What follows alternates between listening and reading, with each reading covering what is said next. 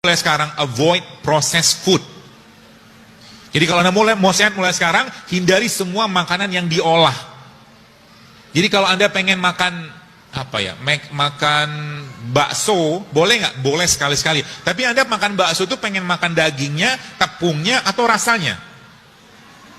Kalau Anda pengen makan dagingnya, maka makan daging, bikin sup ikan, bikin apa gitu loh. Tapi kalau Anda pengen makan rasanya, maka kita sudah kecanduan. Nah, ini saya sampaikan berulang-ulang.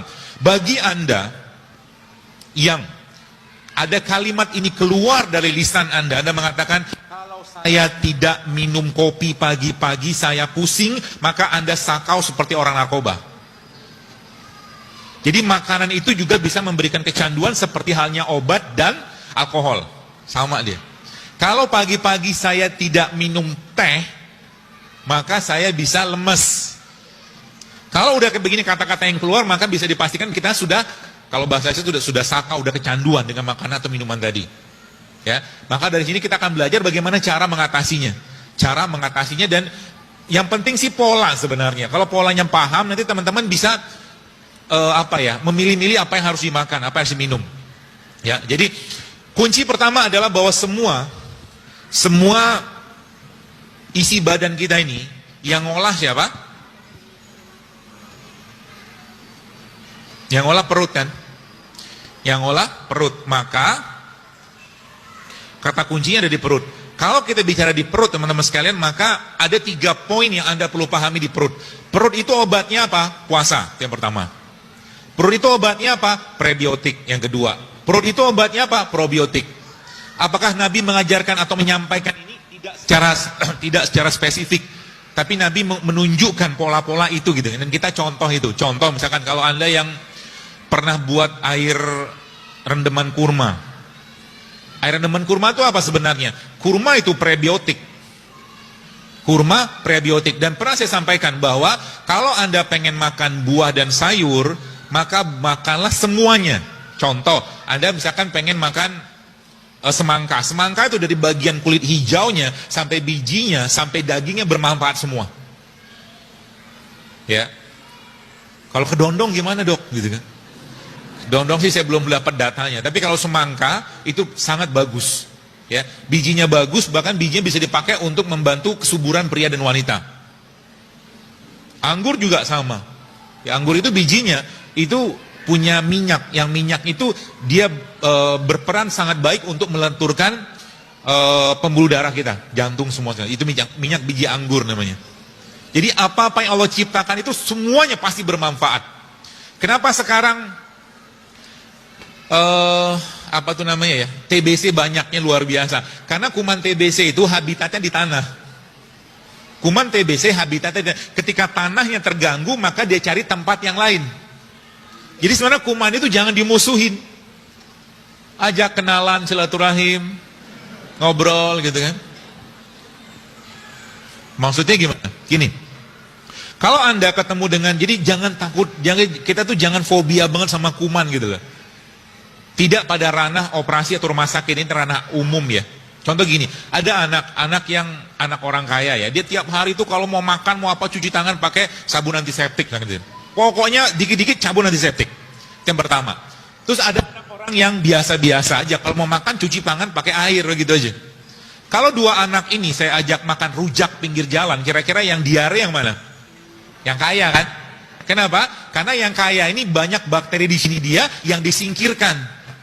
Maka cara paling baik Anda untuk mengenali bakteri atau memperkenalkan bakteri adalah makan itu. Jika memungkinkan dengan tangan, maka makanlah dengan tangan. Termasuk kalau Anda pengen mendapatkan atau mencurahkan kasih sayang kepada anak, maka sebelum makanan itu Anda suapi, Anda buntel-buntelin dulu. Karena di sini ada enzimnya. Islam mengajarkan dengan sebuah konsep yang luar biasa. Maka ketika bayi lahir, apa yang dikerjakan? Rasul mengajarkan bayi itu dikenalkan enzim bapaknya. Karena kan 9 bulan, dia udah kenalan sama enzim ibunya kan. Maka Nabi mengajarkan ada namanya tahnik. Tahnik itu proses pengenalan enzim dan sebuah mungkin biotik yang luar biasa yang ada pada tubuh bapaknya. Terutama di mulutnya. Gitu kan. Jadi dengan mengunyah kurma, kemudian diambil bagian serpihan yang lembut tadi, diletakkan di bagian, itulah bentuk vaksinasi islaminya gitu kan. Itu luar biasa, ada teman saya meliti dan dia kaget luar biasa karena itu termasuk kategori vaksinasi, apa ya dia bilang, terus saya lupa istilah medis gitu kan. Tapi itu dahsyatnya luar biasa gitu kan. Maka makan dengan tangan salah satunya.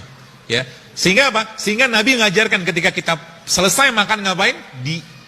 Di apa namanya, di mut kan, dijilat.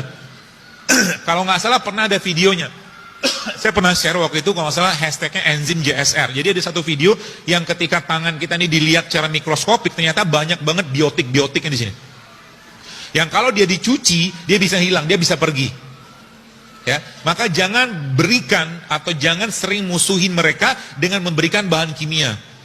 Ibu-ibu mungkin kalau mungkin saya boleh tanya sedikit, Anda pernah ngitung nggak? Dari mulai Anda bangun tidur, atau mungkin Anda bersiap yang maaf bekerja, ada berapa bahan kimia yang masuk ke badan Anda?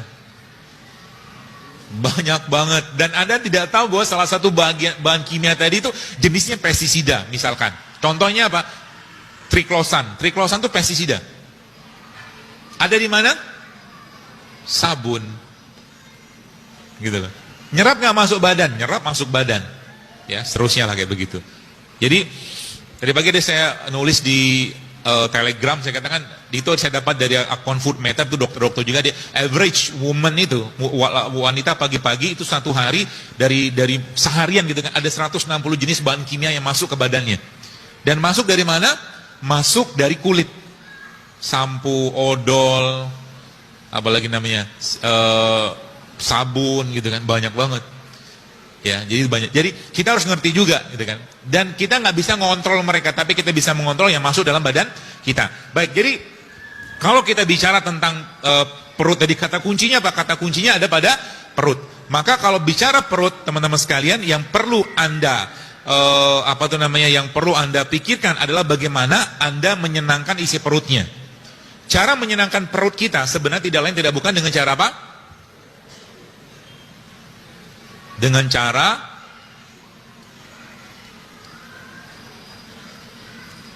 apa? Dengan cara ini. Jadi mulai sekarang, saran saya sih ya, mulailah lebih sering laparnya daripada kenyangnya. Mulai sekarang. Terutama bagi Anda yang pertama. Ada rulesnya sebenarnya. Rules pertamanya adalah Anda yang berat badan Anda di atas rata-rata, which is itu overweight atau obese. Yang pertama. Yang kedua, Anda yang punya banyak masalah kesehatan. Mark Twain katakan, dia kata a little starvation, dia katakan sedikit lapar itu jauh lebih baik daripada obat manapun. Kenapa? Baik, saya cerita begini. Biar gampang dicerna. Saya punya harimau, contohnya. Contoh-contoh aja fiktif. Harimau ini kalau satu hari saya kasih 10 kg daging untuk makan tiap hari.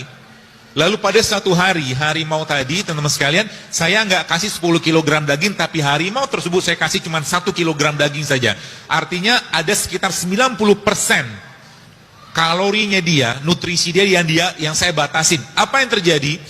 Yang terjadi adalah harimau saya tadi saya bawa ke kerumunan orang. Apa yang akan berlaku? Yang akan berlaku adalah harimau tadi pasti akan makan orang, kan gitu. Tubuh kita juga sama. Nanti Anda akan mulai paham kenapa olahraga terbaik itu justru malah saat berpuasa.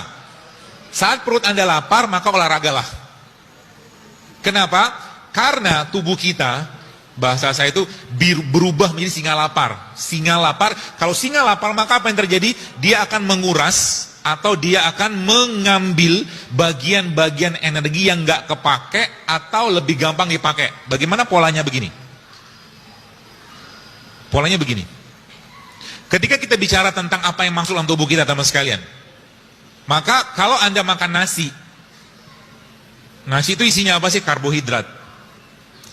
Karbohidrat, glukosa. Kalau nggak kepake, maka dia akan dimasukkan atau diubah menjadi namanya glikogen. Oke, diubah menjadi glikogen. Kalau glikogen yang nggak kepake, maka dia akan diubah menjadi lemak. Jadi kalau Anda makan, Ada orang tanya, dokter saya kan nggak makan lemak, bener, tapi Anda makan nasi kan? Karena nasi yang dimakan berubah jadi lemak. Jelas ya?